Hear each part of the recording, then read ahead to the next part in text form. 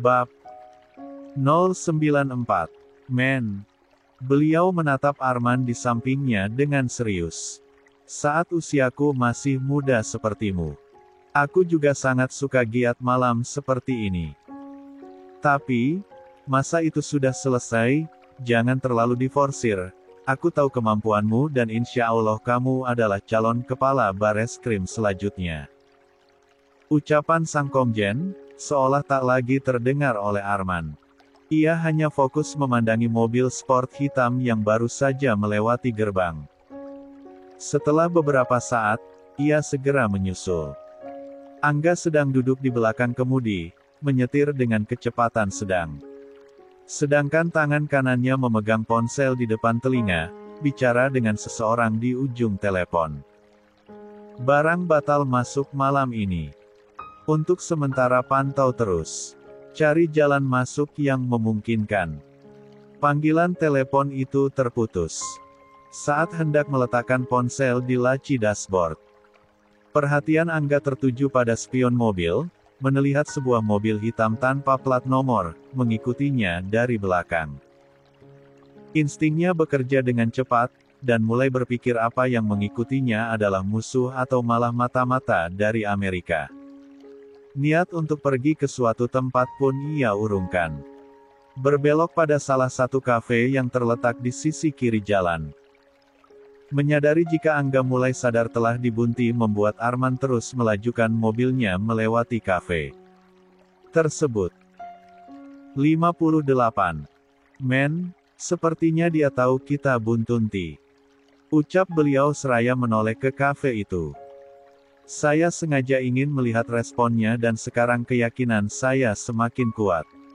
Kita tunggu waktu yang tepat, semoga alat pelacak itu masih berfungsi dengan baik. Yah, atur saja. Tapi jangan sampai masalah ini bocor kemana-mana. Siap. Arman menginjak pedal gas lebih dalam lagi. Pemantauan malam ini berakhir. Jujur, sejak menjadi seorang papa, ia selalu ingin cepat-cepat pulang, seolah tangisan Altaf terus terngiang-ngiang dalam benaknya. Di dalam kafe, Angga duduk setelah memesan ice coffee. Meni 3S4P rokok di area smoking cafe. Apa ini perasaanku saja? Gumam Angga sambil memandangi mobil yang baru saja melewati kafe tersebut. Sepertinya aku terlalu overthinking karena kejadian waktu itu. Perkenalkan, ini Natasha anaknya Pak Dewan. Arkan menatap sayu ke arah perempuan yang tiba-tiba disodorkan sang mama, pagi ini.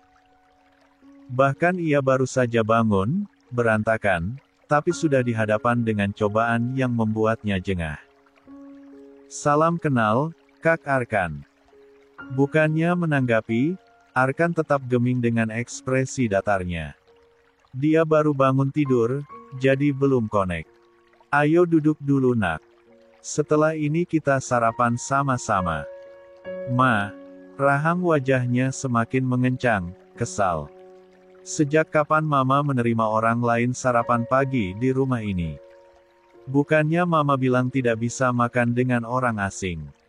Arkan, bisa diam tidak? Bu Nera mulai geram. Itu memang faktanya. Perhatian Arkan tertuju kepada gadis cantik nan glamor di hadapannya. Kamu yakin ingin punya mertua seperti mamaku? Lebih baik pikir-pikir lagi. Beliau ini cerewet dan galak, pelit. Seorang gadis pernah di kuli karena dituduh mencuri. Apa? Gadis itu menoleh, menatap Bu Nera dengan ekspresi yang tak biasa. Dan juga, aku bukan pria baik-baik, lanjut Arkan. Aku tipe pria yang patriarki, egois dan ketika marah aku bisa saja main 3-4 ke orang. Dor. Kau tidak takut? Kasus seperti ini sudah sering terjadi, pasti sering lihat berita di TV, kan? Ya ampun, sadis banget. Perlahan, gadis itu berjalan mundur. Meraih tas jinjingnya di atas meja, kemudian menoleh menatap Bu Nera. Maaf tante, saya nggak jadi kenalan sama an 4K tante. Permisi. Loh Natasha, tangan beliau terulur, hendak mencegah tapi sayang tak dapat raih. Beberapa saat setelahnya, ia kembali berbalik menatap Arkan yang sedang bersandar santai di samping tangga. Arkan, pekiknya, sampai urat lehernya bermunculan dan wajah keriputnya berubah kemerahan. Masih pagi dan kamu sudah membuat mama kesal, ya. Sudah aku bilang tidak akan menikah dan tidak mau kenal dengan wanita manapun. Kalau mama sangat berharap punya menantu, suruh kakak pulang dan menikah atau buatan 4K lagi yang bisa menuruti semua keinginan mama. Aku sudah terlalu rusak untuk menjadi seorang penurut. Aku harus bertugas sekarang. Mungkin tidak akan pulang seminggu ke depan, lanjut Arkan. Tak ingin memperpanjang perdebatan, Arkan segera berbalik. Menaiki tangga menuju lantai 2.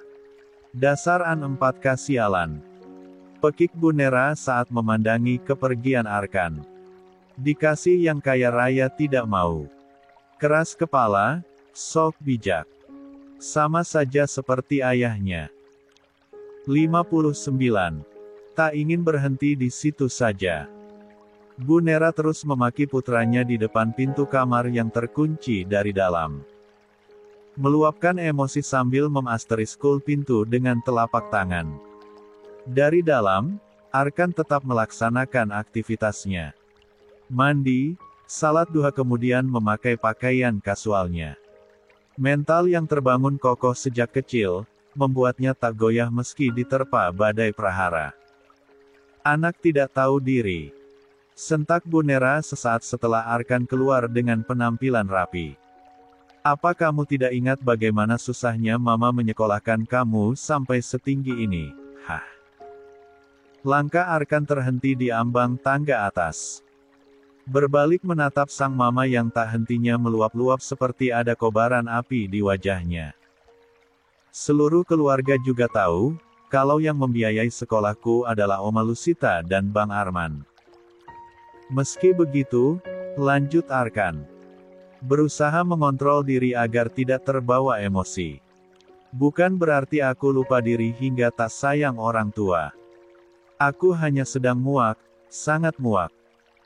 Orang bilang ridho Allah ada pada orang tua, tapi apakah hal itu berlaku untuk orang tua yang egois dan berperilaku buruk?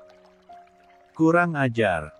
Mama coret dari kartu keluarga dan ahli waris baru tahu rasa kamu. Jika itu yang mama kehendaki, silakan saja. Ayah selalu mengajarkan aku untuk hidup sebagai perintis, bukan pewaris. Assalamualaikum. Arkan masih menunduk hormat, sebelum akhirnya beranjak pergi menuruni tangga menuju lantai dasar.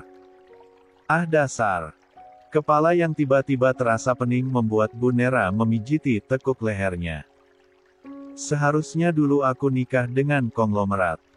Bukan, An 4K tukang bengkel. Gini kan jadinya, punya An 4K laki-laki satu-satunya, tapi pemberontak.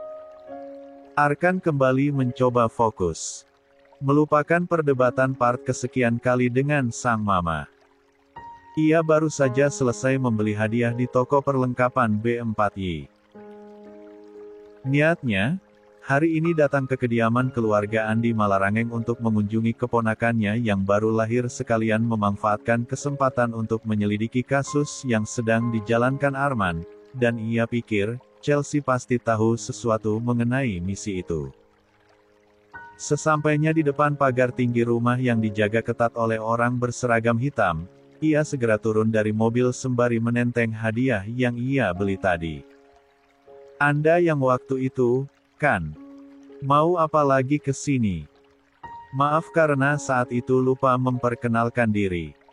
Saya Arkan, sepupu Bang Arman. Saya datang untuk menjenguk baby reskrim. Kedua orang itu saling menatap satu sama lain sebelum akhirnya kembali fokus kepada Arkan yang terlihat meyakinkan. Tunggu sebentar, kami harus memastikannya dulu. Takutnya nyonya tidak bisa diganggu. Baik, saya akan menunggu. Di dalam rumah. Tepatnya di dalam kamar utama, Chelsea dan Arman masih terlelap di atas tempat tidur. Mereka berdua benar-benar kelelahan karena Altaf sangat rewel malam tadi. Meski begitu mereka belum bisa mempercayai babysitter, untuk mencegah hal-hal yang tak diinginkan. Dering telepon di atas nakas membuat Chelsea terkesiap. Beranjak turun dari atas tempat tidur dengan langkah malas. 60. Ya, kenapa Pak? Ucapnya saat menerima telepon tersebut. Di depan ada orang yang mau ketemu, Bu. Namanya Arkan, katanya sepupu Pak Arman. Arkan. Kedua mata Chelsea terbelalak lebar. Persilakan masuk. Dia itu memang sepupu Mas Arman. Siap, Bu. Petugas keamanan baru itu segera kembali menghampiri Arkan. Maaf karena sudah membuat Anda menunggu. Silakan masuk. Tidak apa-apa. Arkan kembali masuk ke dalam mobil, tancap gas melewati pagar. Lalu memarkirkan kendaraannya di depan teras. Bertepatan saat turun dari mobil, kedua matanya langsung tertuju kepada Rania yang baru saja keluar dari pintu utama. Keningnya mengerut, bingung. Karena Rusdi bilang Rania tinggal di rumah Bu Nur. Ternyata kamu tinggal di sini. Berhadapan dengan pria ini setelah perdebatan di Factory Taekwondo waktu itu membuat debaran di dalam dada Rania menghujam kuat, sembari mendekap erat buku pelajaran di tangannya. Saya tinggal sementara di sini sampai Altaf selesai di akikah. Ah begitu. Situasi kembali hening. Meski berusaha membatasi diri tapi Arkan tidak bisa mengontrol mata dan hatinya yang selalu ingin menatap gadis itu. Hal itu pun membuat Rania tidak nyaman hingga wajahnya mulai berubah kemerahan. Bang Arkan, kenapa menatap saya seperti itu? Andai saja aku bisa menatapmu tanpa menggunakan perasaan, mungkin kamu akan terlihat biasa saja dan aku tidak betah berlama-lama. Bukan mahram, Bang. Jadi harus bagaimana? Mau dihalalin dulu. Kamu calon istri orang.